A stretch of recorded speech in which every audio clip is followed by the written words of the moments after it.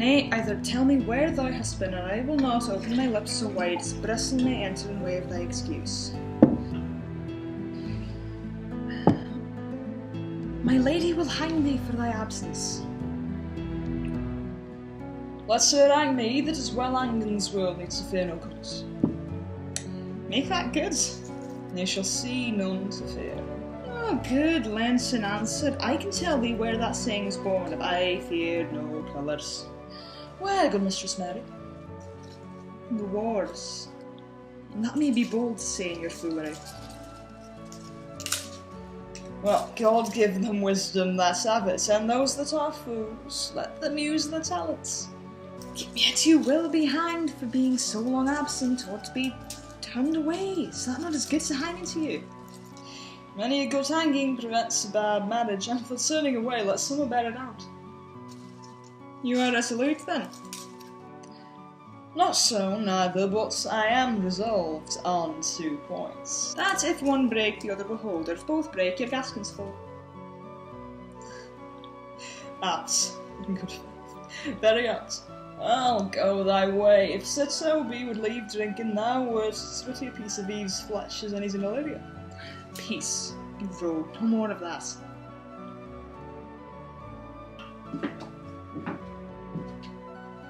Here comes my lady. Make your excuse wisely, you were best.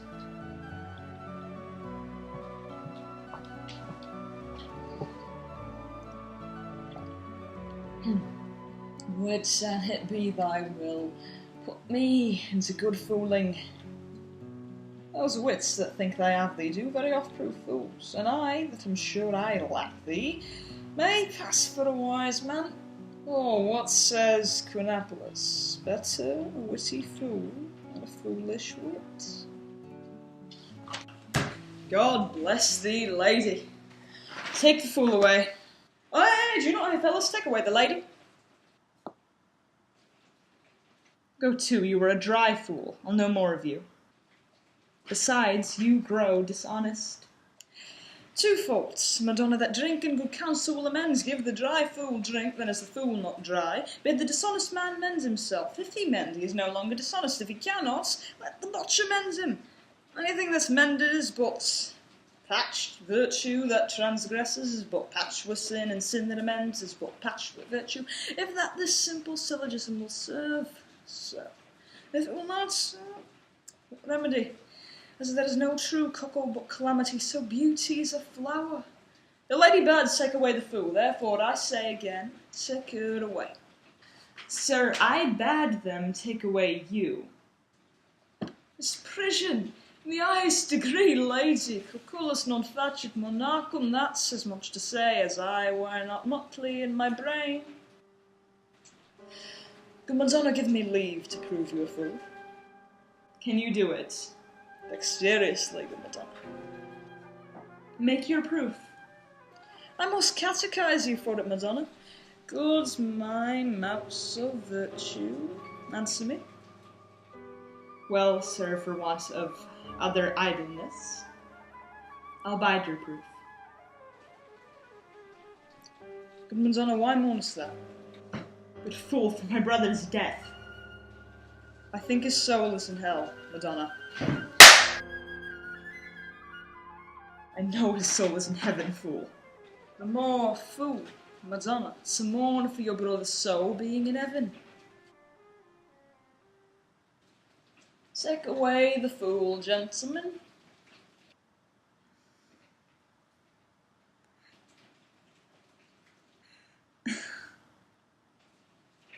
What think you of this fool, Malvolio? Doth he not mend? Yes, and shall do till the pangs of death shake him. Infirmity that decays the wise doth ever make the better fool. God send you, sir, speedy infirmity, for the better increase in your folly, and Sir Toby will be sworn that I am no fox, but he will not pass his word for tuppence that you are no fool. What say you to that, Malvolio? I marvel your ladyship takes delight in such a barren rascal. I saw him put down the other day with an ordinary fool that has no more brain than a stone. Look you now, he's out of his guard already.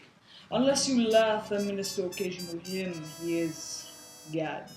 I protest I take these wise men that crow so at these sick kind of fools, no better than the fool's Zanes.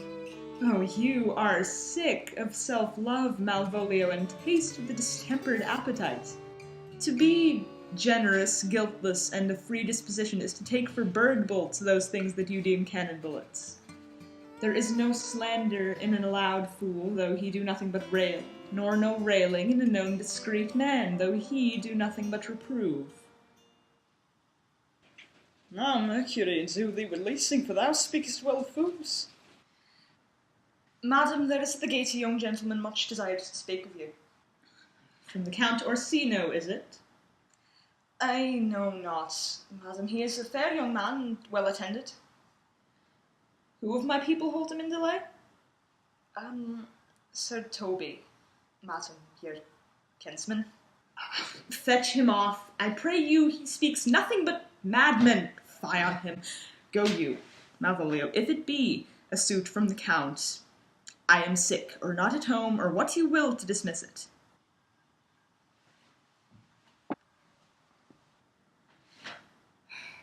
Now you see, sir, how your fooling grows old, and people dislike it. Thou hast spoke for us, Madonna, as if thy eldest son should be a fool, who scold Jove, cram with brains. There he comes. One of thy kin is of the most weak, Pia Massa.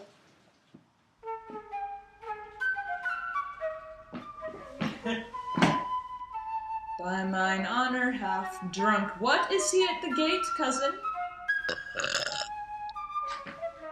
A gentleman. A gentleman. What gentleman? There's a gentleman here. Blade are these pickled herring. Hey, how knows that? Good Sir Toby!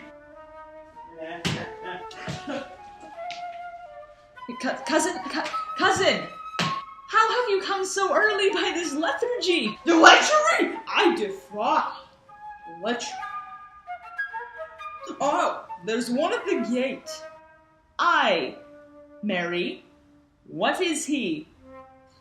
Let him be the devil and he will, I care not. Give me faith, say I. Wow, someone.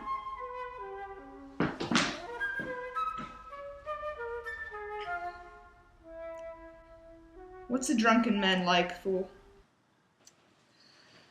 Like a drowned man, a fool, and a madman. One draught above it makes him the fool, the second madson, and the third drowns him. Go thou and seek the crowner, and let him sit on my cuz, for he's in the third degree of drink. He is drowned. Go, look after him. He is but mad as yet, Madonna. And the fool shall look to the madman.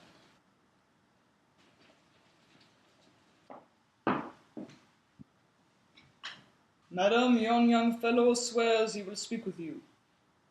I told him you were sick. He takes on him to understand so much, and therefore comes to speak with you. I told him you were asleep. He seems to have a foreknowledge of that, too, and therefore comes to speak with you. What is to be said to him, lady? He is fortified against any denial. Tell him he shall not speak with me. Has been told so, and he says he'll stand at your door like a sheriff's post and be the supporter to a bench, but he'll speak with you. What kind of man is he? Why, of mankind. What manner of man? Of very ill manner, he swears he'll speak with you, will you or no? Of what personage and years is he?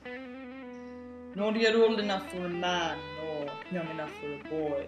As a squash is before 'tis a peace god, or a codling when 'tis almost an apple. 'Tis with me in standing water between boy and man. He is very well favoured, speaks very shrewdly. One would think his mother's milk was scarce out of him. Let him approach. Call in my gentlewoman. Gentlewoman, my lady calls.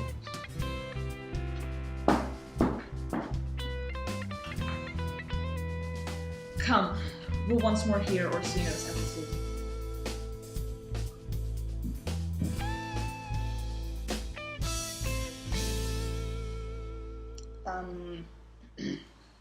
The Honourable Lady of the House. Which is she? Speak to me. I shall answer for her. Your will? Most radiant, exquisite, and unmatchable beauty. Pray you, tell me if this be the lady of the house, for I never saw her. I would be loath to cast away my speech, for besides that it is excellently well penned, I have taken great pains to con it. Good beauties, let me sustain no scorn. I am very comfortable even to the least sinister usage. Whence came you, sir? I can say little more than I have studied, and that questions out for my part. Good gentle one, give me modest assurance if you be the lady of the house. Are you a comedian? No, my profound heart. And yet, by the very fangs of malice, I swear I am not that I play. Are you the lady of the house? If I do not usurp myself, I am.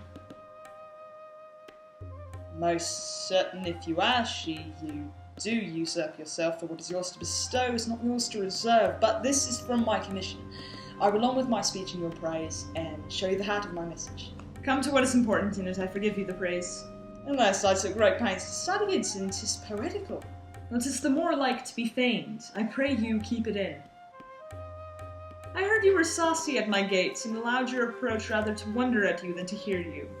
If you be not mad, be gone. If you have reason, be brief. 'Tis not that time of moon with me to make one in so skipping a dialogue.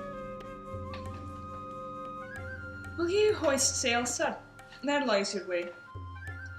No, good swabber, I am to hull here a little longer. Some mollification for your giant, sweet lady.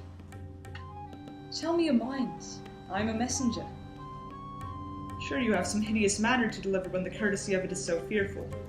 Speak your office. It alone concerns your ear. I bring no overture of war, no taxation of homage. I hold the olive in my hands. My words are as full of peace as matter. Yet you began rudely. Who are you? What would you? The rudeness that hath appeared in me have I learned from my entertainment. Who I am, and what I would, my secret is maidenhood. To your ears, divinity. To any others, profanation. Give us this place alone. We will hear this divinity.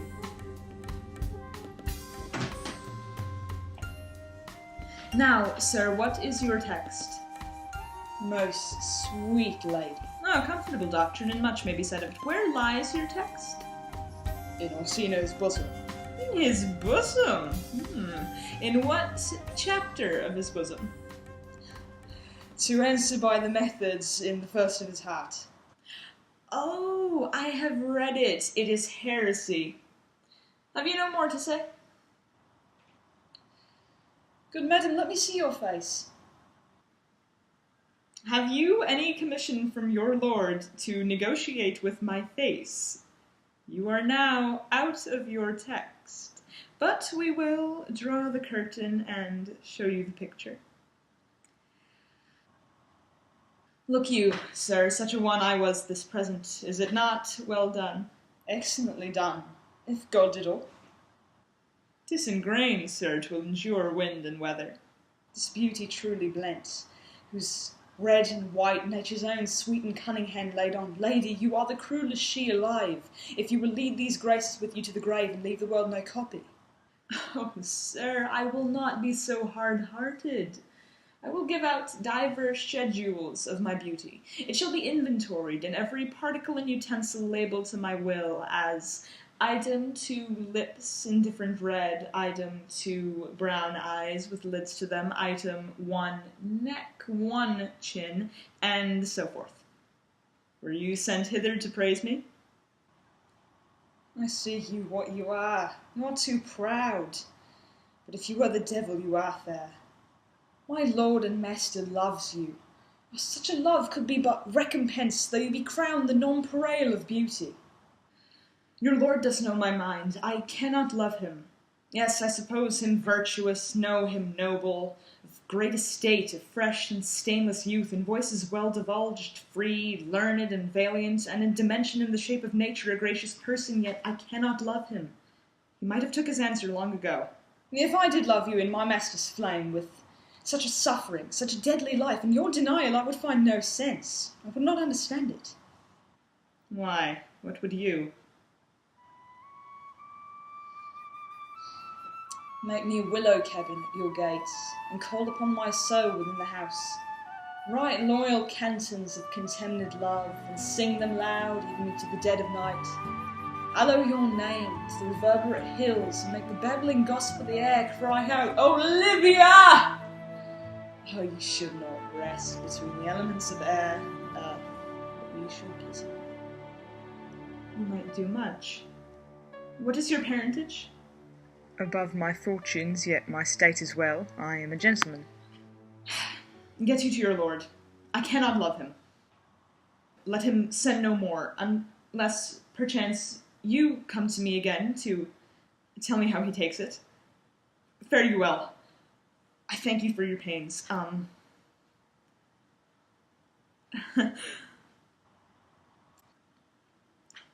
Spend this for me.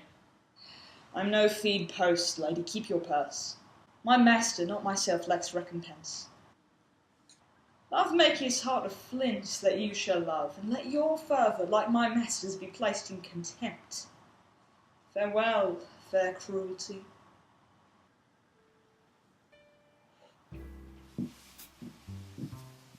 What is your parentage?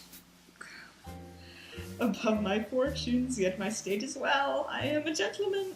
I'll be sworn thou art, thy tongue, thy limbs, thy face, actions, and spirit to give thee fivefold blazon.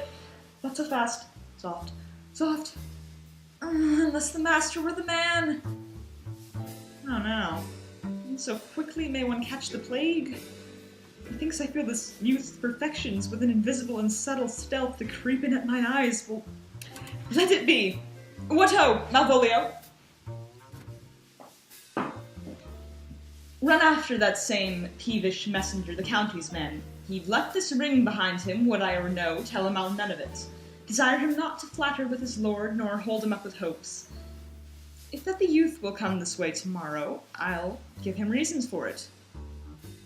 Hie thee, Malvolio.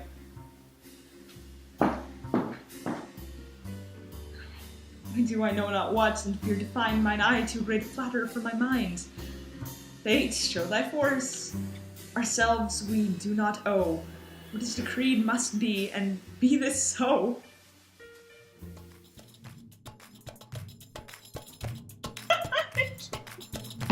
Damn it. It's not the time of... Oh, fuck. Hey. Your lord does know my mind. I cannot love him. Yet...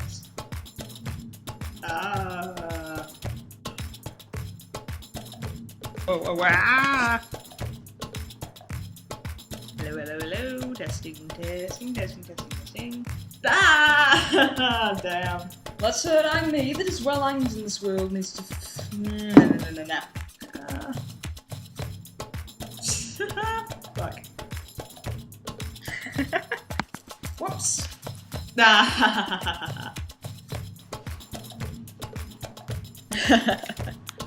Testing. Turning around. Testing. Ah! Whoops. Where'd it go? Back. With adorations, fertile tears, with sighs that thunder love, with groans of fire. Whoops. Ouch. Oh, I didn't say that line for Olivia either. Oh, fuck it up. Lechery! I defy lechery!